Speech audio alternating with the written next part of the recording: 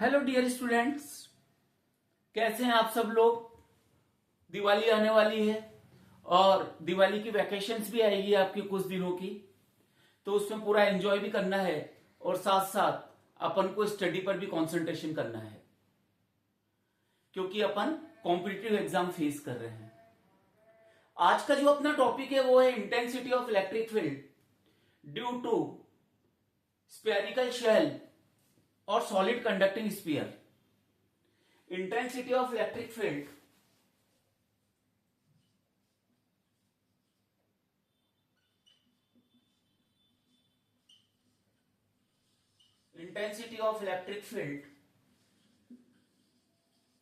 Due to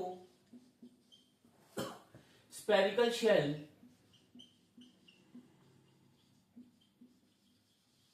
और solid conducting sphere.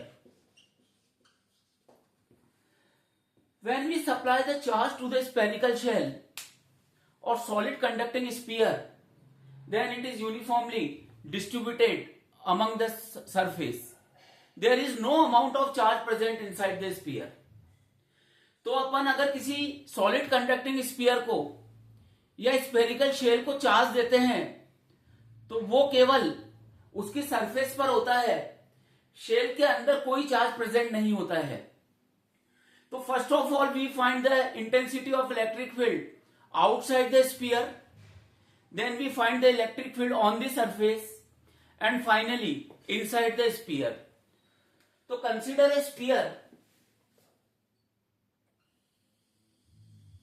of radius capital R. This sphere may be spherical shell or solid conducting sphere. तो जब अपन इसको charge supply करेंगे, then whole charge only present on the surface of the sphere. There is no amount of charge present inside the sphere.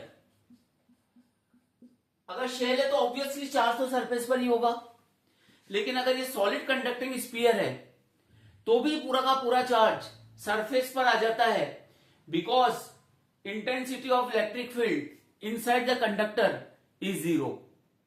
Conductor के अंदर electric field zero होती है, तो charge केवल सरफेस पर होगा।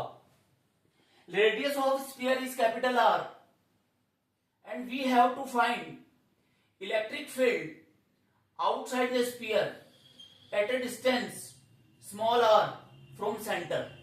यहां पर अपन को इलेक्ट्रिक फील्ड निकालनी है, यानी जो फर्स्ट केस है अपना वो है आर ग्रेटर देन रेडियस, यानी जो डिस्टेंस है सेंटर से वो रेडियस से ज्यादा है, that is point P lie outside the sphere.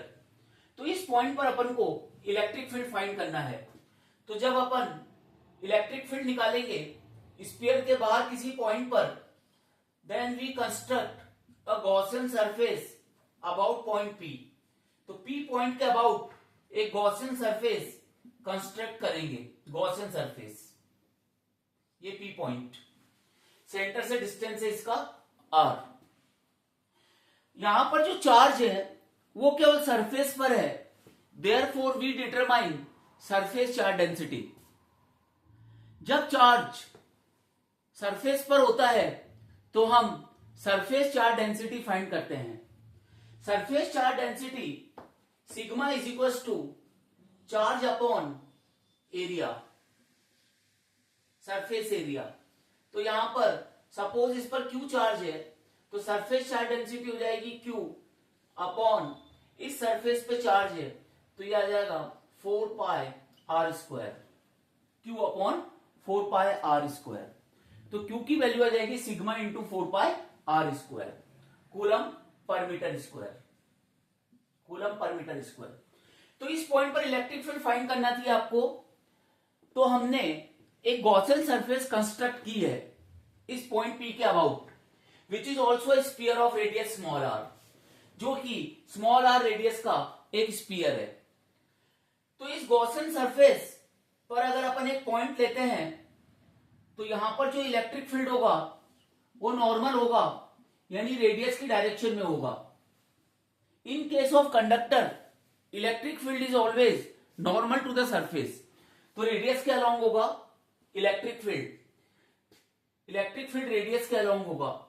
तो इस गॉसियन सरफेस से पास होने वाला फ्लक्स कितना होगा? This is Gaussian surface. इस गॉसियन सरफेस से पास होने वाला इलेक्ट्रिक फ्लक्स होगा phi equal to E A cos theta. तो phi is equal to E into इसका रेडियस कितना होगा गॉसियन सरफेस का। आप फ्लक्स फाइंड जो कर रहे हैं वो गॉसियन सरफेस से पास होने वाला फ्लक्स फाइंड कर रहे हैं, तो एरिया भी किसका लेंगे अपन? गॉसियन सरफेस का। तो ये आ जाएगा E into 4 pi R square, sorry E into 4 pi R square. This is a flux passing through Gaussian surface और इलेक्ट्रिक फील्ड नॉर्मल है, तो नॉर्मल का इलेक्ट्रिक फील्ड के साथ एंगल 0 डिग्री होगा। तो phi is equal to E into 4 pi R square. This is equation number 1। Now according to Gauss law, flux passing through Gauss theorem, flux passing through Gaussian surface is phi is equal to Q upon epsilon not.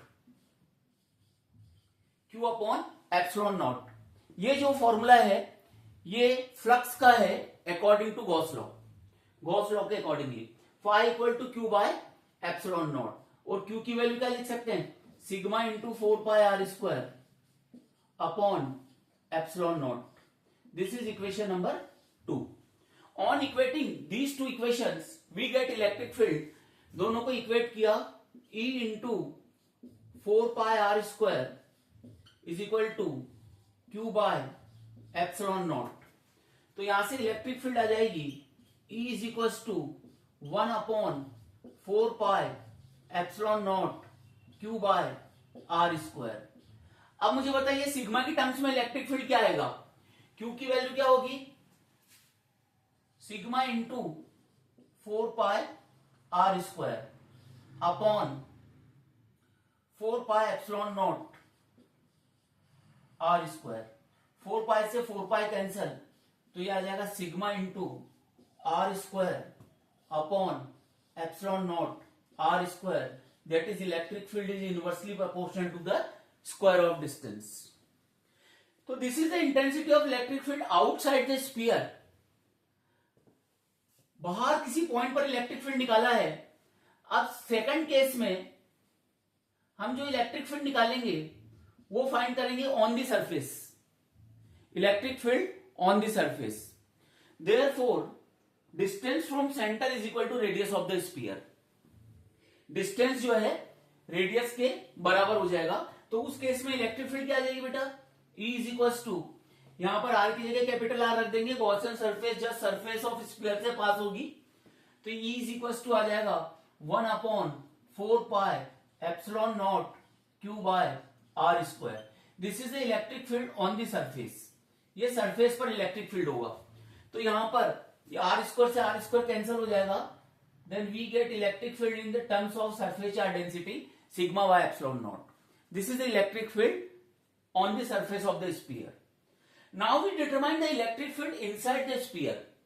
Sphere के अंदर electric field find करेंगे।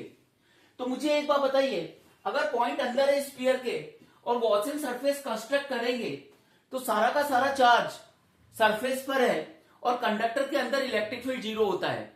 होलो sphere है तो भी charge बाहर है, इसलिए net electric field 0 होगी।